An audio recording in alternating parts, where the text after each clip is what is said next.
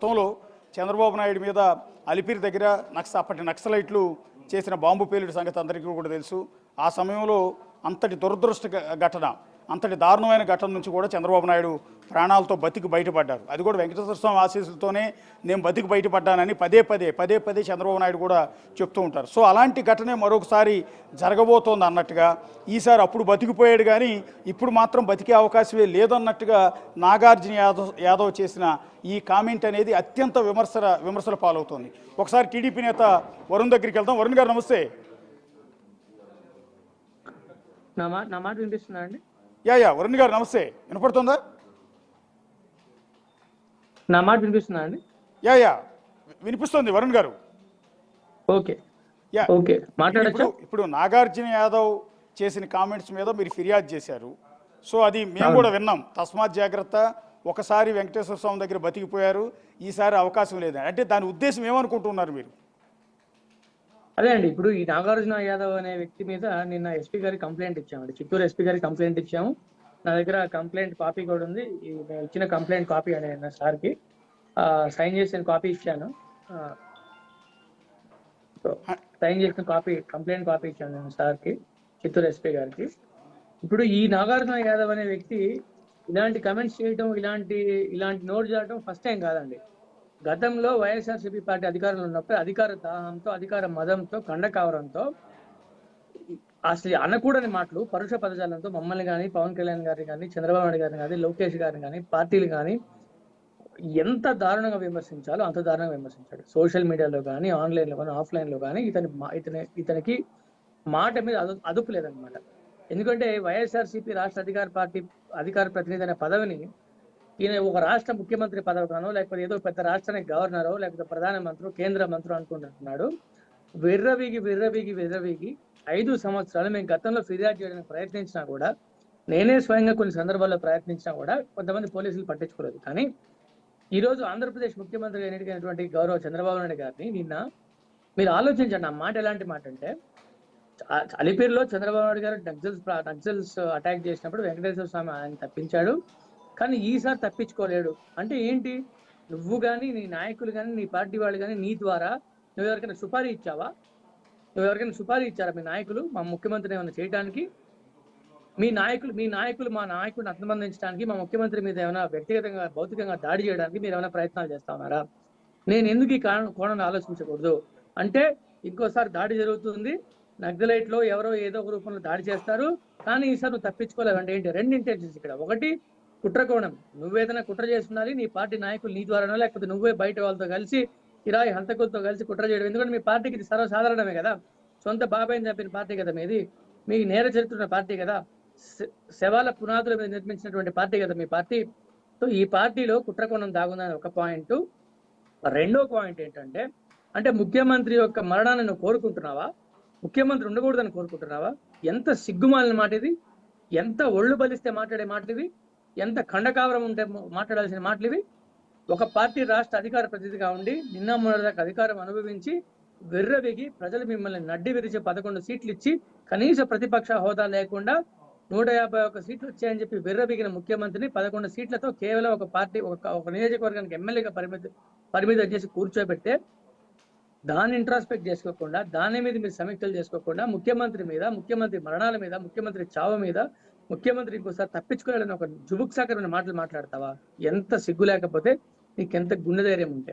అంటే నువ్వు ప్రజాస్వామ్య వ్యవస్థలో ఒక ముఖ్యమంత్రి స్థాయి వ్యక్తిని కొన్ని కోట్ల మంది ఆరాధ్య దైవంగా భావించి, ఆరాధ్య నాయకుడిగా భావించి, ఓట్లేసి మమ్మల్ని పరిపాలించడానికి ప్రజాస్వామ్యబద్ధంగా ఎన్నుకోబడిన ఒక నాయకుడిని ఇంత హీనంగా మాట్లాడతావా?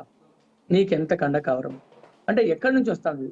నేను ఒకటి చెప్తున్నా అశోక్ గారు, సాక్షి టీవీని బ్యాన్ చేస్తే ఈ సగం దరిద్రం వదిలిపోతుంది. ఎందుకంటే చాలా వరకు ఛానల్స్ లో యాంకర్స్ కొంత సెన్సిబుల్ గా ఒక్కసారి పరిధి దాటి మాట్లాడేవాడిని రెండోసారి మళ్ళీ స్పీకర్ గా మాట్లాడడానికి పిలవడానికి ఆలోచిస్తారు. అవునా అండి? బిగ్ టీవీలో కూడా అంతే కదా.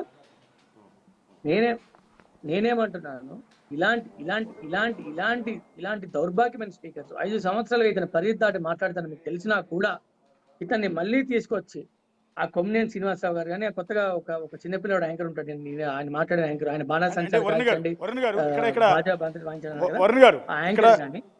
తెలిసినప్పటికీ హోస్ట్ చేసిన వాళ్ళని ఇక్కడ ఈ విషయంలో పర్టికులర్గా వేరు వేరు విషయాల గురించి మాట్లాడలేదు, కానీ ఈ రెండు డిబేట్లలో తప్పు పట్టాల్సిన అవసరం లేదు. ఎందుకంటే అక్కడ ఉన్న ఈశ్వర్ కానీ ఈ పక్కన ఉన్న కొమ్మినేని కానీ వేరు సందర్భాల్లో ఎలా ఉన్నారనేది మాకు తెలియదు, కానీ ఈ రెండు సందర్భాల్లో వాళ్ళు వారించారు ఇతన్ని.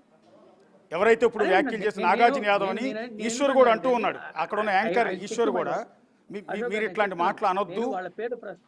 అవును, వాళ్ళ పేరు ప్రస్తావించడం అన్ఫార్చునేటే. కానీ ఎందుకంటే మీరు గతంలో ఇతను రిప్రిమెంట్ చేసి ఉంటే, ఇతను వచ్చినప్పుడు రిప్రిమెంట్ సీనియర్ జర్నలిస్ట్ గా మీరు కొంత బాధ్యత తీసుకొని రిప్రిమెంట్ చేస్తుంటే ఇలా మాట్లాడకూడదు పబ్లిక్ ఫోరం లో, మాకు మా పత్రిక కూడా చెడ్డ పేరు వస్తుంది మీరు నమ్ముంటే అతను పిలిచుంటారు. బేసిక్ గా పత్రిక క్రెడిబిలిటీ లేదా వేరే విషయం అనుకోండి, బట్ సీనియర్ జర్నలిస్ట్ గా మీకున్న అనుభవం దృష్ట్యా మేము వాళ్ళని రిప్రిమెంట్ చేస్తే ఈ రోజు మీరు అతను వారించే పరిస్థితి వచ్చి ఉండదు కదా, తీసుకొచ్చి ఎందుకు వారించాలి?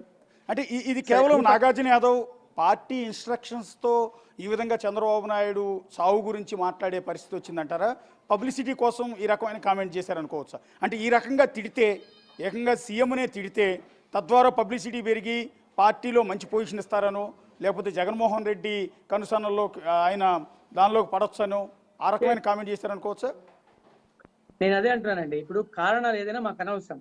నీ చచ్చిపోయిన పార్టీలో నీకు చచ్చు పదవి ఇస్తే దానివల్ల నీకు ఏమన్నా వచ్చిందంటే అది నీ ఇష్టం. అది రాజకీయంగా నువ్వు ఎదగడం కోసం నీ ప్రయత్నాలు నువ్వు చేసుకుంటే మాకేం ప్రాబ్లం లేదు. కానీ రాజకీయంగా నువ్వు ఒక చచ్చిపోయిన పార్టీలో ఏదో పుచ్చిపోయిన పదవి కోసం తప్పుడు మాటలు మాట్లాడి మా నాయకుడి మరణాల గురించి, మా నాయకుడి యొక్క బ్రతుకు గురించి మాట్లాడే పరిస్థితి వస్తే మేము ఎట్లా రియాక్ట్ అవ్వాలి అట్లా రియాక్ట్ అవుతాం.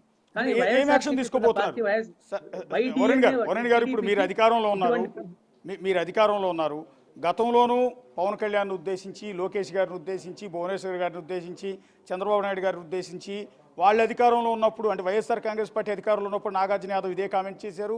ఆ పార్టీ ఓడిపోయి మీరు చెప్పినట్టుగా 11 సీట్లకు పరిమితమైన ఈ సందర్భంలో అంటే మీరు అధికారంలోకి వచ్చిన తర్వాత కూడా మీ పార్టీ నాయకుడి పైన, ముఖ్యమంత్రి పైన ఈ రకమైన కామెంట్ చేశారు. ఏం యాక్షన్ తీసుకోబోతున్నారు మీరు? అదే అంటున్నాను, నిన్న ఈ వీడియో వచ్చిన తక్షణము నేను కన్సల్ట్ చేయాల్సిన కన్సల్ట్ చేశాను. డైరెక్షన్ మేరకు చట్టపరంగా పోదామని చెప్పి మా పార్టీలో కల్చర్ ఉందండి. చట్టపరంగా పోవాలి ఫస్ట్ ఏది వచ్చినా కూడా. ఎందుకంటే ప్రభుత్వాన్ని అప్పగించారు మాకు ప్రజలు. We are no more a party. ప్రస్తుతానికి మేము పార్టీ కూడా కాదు, మేము ప్రభుత్వంలో కూడా ఉన్నాం కాబట్టి ఒక సిస్టమ్ ఉంది. కాబట్టి జిల్లా ఎస్పీ గారికి నేను స్వయాన చిత్తూరు జిల్లా ఎస్పీ మణికంఠ గారికి వెళ్ళి కంప్లైంట్ ఇచ్చి, సార్ దీని మీద మీరు యాక్షన్ తీసుకోవాలి, ఇలా మాట్లాడారని చెప్పి వీడియో ఇస్తే ఆయన టైం స్టాంపు, ఎప్పుడు మాట్లాడారు, అతనే మాట్లాడారు మొత్తం పరిశీలించి ఇమ్మీడియట్గా కుప్పం డిఎస్పీ గారికి ఫార్వర్డ్ చేశారు. కుప్పం డిఎస్పీ గారితో కూడా నేను ఫోన్లో మాట్లాడితే ఆయన తప్పకుండా చర్యలు తీసుకుంటామని చెప్పారు. అది మరి అది ఏ కేటగిరీ ఆఫ్ అఫెన్స్ కిందకి వస్తుందా, మరి ఏ సెక్షన్స్ కింద వస్తాయి, పోలీసులు ఖచ్చితంగా ఈరోజు చర్యలు తీసుకునే ప్రయత్నంలో ఉన్నారు. డెఫినెట్గా దీని మీద చర్యలు తీసుకుంటారు. మా ముఖ్యమంత్రి కంటే ముందు ఆయన మా పార్టీ అధినేత, మా పార్టీ జాతీయ అధ్యక్షుడు, మేము ఎంతో ప్రేమించే మా నాయకుడు. ఈ రాష్ట్రం పట్ల పూర్తి బాధ్యతతో పూర్తి తన శక్తి సామర్థ్యాన్ని పూర్తిగా వినియోగించి ఈ రాష్ట్ర మేలు కోసం, బావు కోసం తన జీవితాన్ని దారవచ్చినటువంటి మా నాయకుడిని ఇలా అనరాని మాటలు అంటుంటే మేము తట్టుకోలేకపోయాం. మేము చెప్పాం పోలీసులకి, తప్పకుండా చట్టపరంగా చర్యలు తీసుకుంటారు. He will be behind bars in no time. ఖచ్చితంగా అతను అరెస్ట్ చేస్తారు, అతను లోపలేస్తారు. డెఫినెట్ గా డౌటే లేదు ఆ విషయంలో. TDP party is committed to get this fellow behind bars. ఎలా తప్పించుకుంటారండి వీడు? మా ముఖ్యమంత్రి మాట్లాడి తప్పించుకుంటారు అనుకుంటున్నారు. మీ సీఎం అంటే ఆంధ్రప్రదేశ్ సీఎం చంద్రబాబు నాయుడు గారిని ఉద్దేశించి ఏ రకమైన వివాదాస్పదమైన వ్యాఖ్యలు నాగార్జున యాదవ్ చేశారో, తెలంగాణ సీఎం రేవంత్ రెడ్డి గారిని ఉద్దేశించి కూడా అంతకంటే దారుణమైన వ్యాఖ్యలు చేశారు. ఒకసారి రేవంత్ రెడ్డి గారిని ఉద్దేశించి ఎవరైతే నాగార్జున యాదవ్ ఎలాంటి కామెంట్ చేశాడో ఒకసారి చూడండి. ఇంకొకటి జొమాటో, స్విగ్గీ డెలివరీ బాయ్ గురించి మాట్లాడుతున్నారు. ఆ డెలివరీ బాయ్ గురించి ఎంత తక్కువ మాట్లాడితే అంత మంచిది. ముఖ్యమంత్రి పదవి కాదు కదా, ఎమ్మెల్యే పదవి కూడా జొమాటో డెలివరీ బాయ్ అనర్హుడు. వాడి స్థాయి ఏంది, వాడి క్యారెక్టర్ ఏంది? ఆ జొమాటో బాయ్ కి జీవో చదవడం వచ్చా? ఇంకొకటి జొమాటో, స్విగ్గీ డెలివరీ బాయ్ గురించి మాట్లాడుతున్నారు. ఆ డెలివరీ బాయ్ గురించి ఎంత తక్కువ మాట్లాడితే అంత మంచిది. ముఖ్యమంత్రి పదవి కాదు కదా, ఎమ్మెల్యే పదవి కూడా జొమాటో డెలివరీ బాయ్ అనర్హుడు. వాడి స్థాయి ఏంది, వాడి క్యారెక్టర్ ఏంది? ఆ జొమాటో బాయ్ కి జీవో చదవడం వచ్చా? ఇది సాక్షి టీవీ డిబేట్లో senior journalist Kommineni Srinivasa Rao host చేస్తున్న డిబేట్లో తెలంగాణ సీఎం రేవంత్ రెడ్డిని ఉద్దేశించి నాగార్జున యాదవ్ చేసిన అత్యంత పరుష పదజాలం వినియోగించి మాట్లాడిన వివాదాస్పద కామెంట్స్ అయ్యి, వాడు వీడు అంటూ రేవంత్ రెడ్డిని ఉద్దేశించి కామెంట్ చేయటం కావచ్చు, లేకపోతే ఒక జొమాటో బాయ్ లాంటోడు రేవంత్ రెడ్డి అంటూ జొమాటో బాయ్తో కంపేర్ చేయటం, అంతేకాకుండా అక్కడ హోస్ట్ చేస్తున్న కొమ్మినేని శ్రీనివాసరావు గారు అతను వారించే ప్రయత్నం, అలా ఒక సీఎంను ఉద్దేశించి రేవంత్ రెడ్డి గారిని ఉద్దేశించి మీరు అనొద్దు అంటూ వారించే ప్రయత్నం చేసిన సందర్భంలో కూడా నాగార్జున యాదవ్ అంటున్నది ఏంటంటే, నా తప్పును నేను సవరించుకుంటాను, కానీ ఏ విధంగా అంటే ఒకవేళ జొమాటో బాయ్తో పోల్చాను రేవంత్ రెడ్డిని, జొమాటో బాయ్ల స్థాయిని నేనేమో తగ్గించుంటే క్షమించండి అంటూ, అంటే అన్న మాటను వెనక్కి తీసుకోకపోగా ఇంకా నీచంగా జొమాటో బాయ్ కంటే కూడా తక్కువ స్థాయి రేవంత్ రెడ్డిది అనే విధంగా, అంటే ఒక ఎమ్మెల్యేకి కూడా అర్హత లేని వ్యక్తి సీఎం అయ్యాడని, జీవోలు చదవటం వాడికి వచ్చా అంటూ వాడు వీడు అని పదం వాడటం పట్ల తెలంగాణలో ఉన్న ప్రతి కాంగ్రెస్ కార్యకర్త ఇవాళ ఆగ్రహంతో ఉన్నారు, చాలా సీరియస్గా ఉన్నారు. తమ నేతని, తమ ముఖ్యమంత్రిని పట్టుకొని ఇంత దారుణమైన పదజాలంతో పక్క రాష్ట్రానికి సంబంధించిన వ్యక్తి, పక్క రాష్ట్రంలో ఒక పార్టీకి సంబంధించిన వ్యక్తి ఈ కామెంట్స్ చేయటం పట్ల మండిపోతూ ఉన్నారు. ఒకసారి తెలంగాణ ఫిషరీస్ కార్పొరేషన్ చైర్మన్ మెట్టు సాయి కుమార్ గారు ప్రస్తుతం మనకు లైవ్లో అందుబాటులో ఉన్నారు. వరుణ్ గారు మీరు కూడా లైవ్లో ఉండండి. ఇటు ఇద్దరు సీఎంలను ఉద్దేశించి అతను చేసిన కామెంట్స్ కాబట్టి రెండు రాష్ట్రాల నేతలను ఉద్దేశించి ఇక్కడ మాట్లాడిస్తూ ఉన్నాము. ఒకసారి సాయి కుమార్ గారు నమస్తే. సాయి కుమార్ గారు,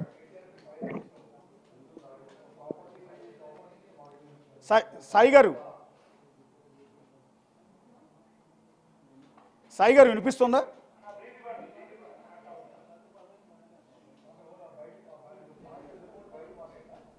ఎస్, ఒక్కొక్కసారి వరుణ్ గారి దగ్గరికి వెళ్దాం. వరుణ్ గారు,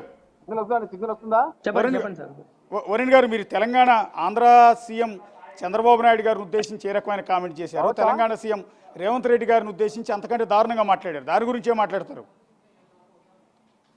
అశోక్ గారు, రేవంత్ రెడ్డి గారు మా పార్టీ కాకపోవచ్చు, మా రాష్ట్రం కాకపోవచ్చు, కానీ ఒక ముఖ్యమంత్రిగా బాధ్యతాయుతమైనటువంటి పదవిలో ఉన్నవారు, పక్క రాష్ట్ర ముఖ్యమంత్రి, తెలుగు రాష్ట్ర ముఖ్యమంత్రి, సౌహృద్భావ వాతావరణంతో ఒక ఒక ఒక సయోధ్యపరమైనటువంటి వాతావరణంలో రెండు తెలుగు రాష్ట్రాలు ఒకదాంతో ఒకటి పోటీ పడుతూ ముందుకెళ్ళడానికి ముందడుగ్గా మొన్న తెలుగు రాష్ట్రాల ముఖ్యమంత్రి ఇద్దరు కలిసిన సంగతి మనందరికీ తెలిసిందే.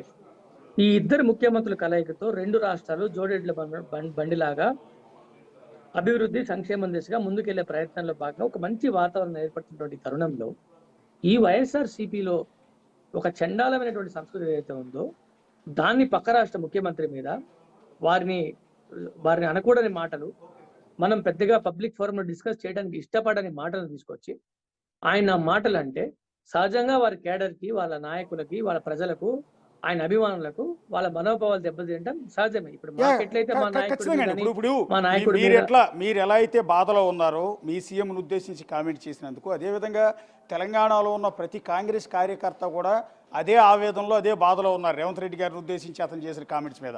ఒకసారి తెలంగాణ ఫిషరీస్ కార్పొరేషన్ చైర్మన్ బెట్టు సాయి గారు ప్రస్తుతం మనకు అందుబాటులో ఉన్నారు. సాయి గారు నమస్తే.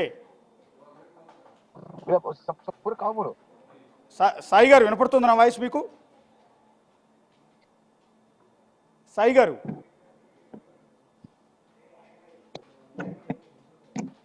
హలో సాయి గారు.